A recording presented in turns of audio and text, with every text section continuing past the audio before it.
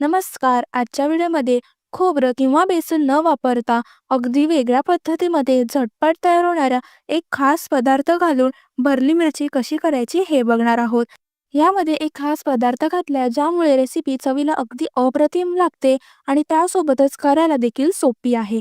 जे सारण मी तुम्हाला बनवून दाखवलंय ते 8 ते 10 दिवस अगदी सहज तुम्ही स्टोअर करू शकता किंवा त्यापासून अनेक दुसऱ्या रेसिपी देखील बनवू शकता. रेसिपी कशी केली हे बघण्यासाठी संपूर्ण व्हिडिओ नक्की बघा.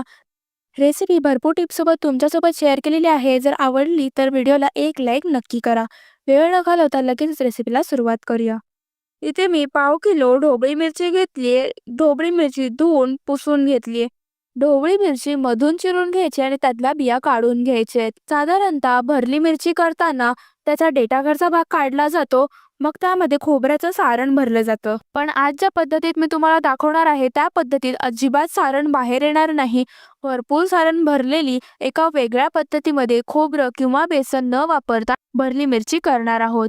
सर्व मिरच्यांमधल्या बिया काढून घेतलेत. आता यामध्ये भरण्यासाठी सारण तयार करून घ्यायचे. त्यासाठी कढईमध्ये 1 चमचा तेल गरम करून घेतले. अर्धा चमचा जिरं घातले. जिरं छान फुललं की एक मोठा कांदा जितका जमेल तितका बारीक चिरून घेतलाय तो घालून घ्यायचा आहे. कांदा परतत असतानाच एक हिरवी मिरची बारीक चिरून घेतलीये ती घालून घ्यायची. कांदा सोनेरी रंगावरती परतून घ्यायचा आहे. त्यासोबतच 1 चमचा आलं लसणाची पेस्ट घालायची आहे.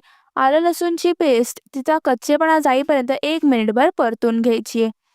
1 मिनिट झाला. आलं लसूणची पेस्ट परतून झाली की 3 बटाटे उकडून ठेवले होते त्यांची साल काढून मॅश करून घालून घ्यायचे. बटाटे व्यवस्थित उकडल्यामुळे ते हातानेच मॅश होत आहेत.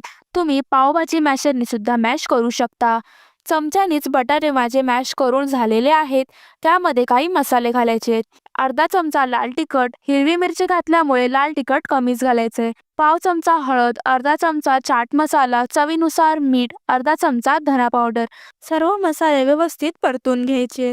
हे सारण करताना अजिबात खोबरं किंवा बेसनचा वापर करणार नाही आहोत. अगदी वेगळ्या पद्धतीमध्ये हे सारण तयार करणार आहोत. हे सारण जेव्हा ढोबळी मिरची फ्राय करतो त्यावेळेस देखील बाहेर निघून येणार नाही आणि चवीला देखील अप्रतिम लागतं. सारणची चव आणखी वाढवण्यासाठी त्यामध्ये अजून एक खास पदार्थ घालायचा आहे, तो म्हणजे फरसाण. तुम्ही याऐवजी शेव देखील घेऊ शकता. फरसाण मिक्सरला एकदम बारीक फिरवून घ्यायचे. अजिबात ते जाडसर नाही राहिलं पाहिजे. फरसाण घातल्यामुळे अगदी चटपटीत अशी चव येते आणि सारण चवीला आणखी छान लागतं. तुम्ही याआधी कधी फरसाण घालून ढोबळी मिरची भरलेली केली नसेल तर एकदा नक्की करून बघा.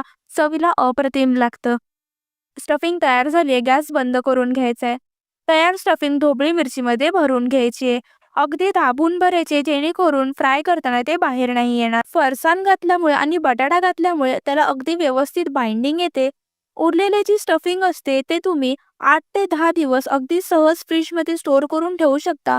त्याचे तुम्ही पराठे करू शकता किंवा पुन्हा भरली मिरची करू शकता. रेसिपी आवडली असल्यास व्हिडिओला एक लाईक नक्की करा. चॅनलला अजून सबस्क्राईब केलं नसेल तर लगेच चॅनलला सबस्क्राईब करा. तयार केलेली भरली मिरची आता फ्राय करून घ्यायची आहे. त्यासाठी पॅनमध्ये तेल गरम करून घेतले. त्यावरती भरलेली मिरची ठेवून घ्यायची आहे. सुरुवातीला 1 मिनिटभर झाकण ठेवून मिरची फ्राय करून घ्यायची आहे.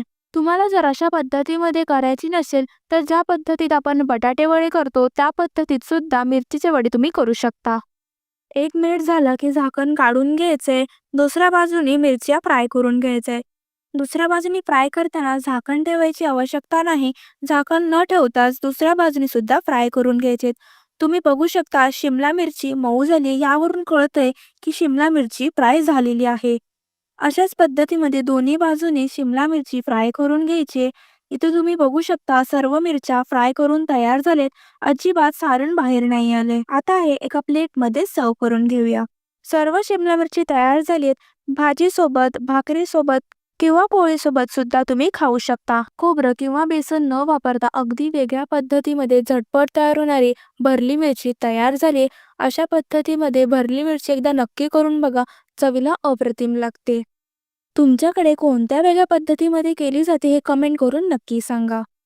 मी दाखवलेली रेसिपी तुम्हाला आवडली असेल तर व्हिडिओला एक लाईक नक्की करा. चॅनलला सबस्क्राईब केलं नसेल तर लगेच चॅनलला सबस्क्राईब करा.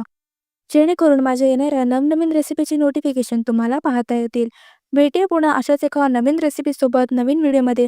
तोपर्यंत धन्यवाद.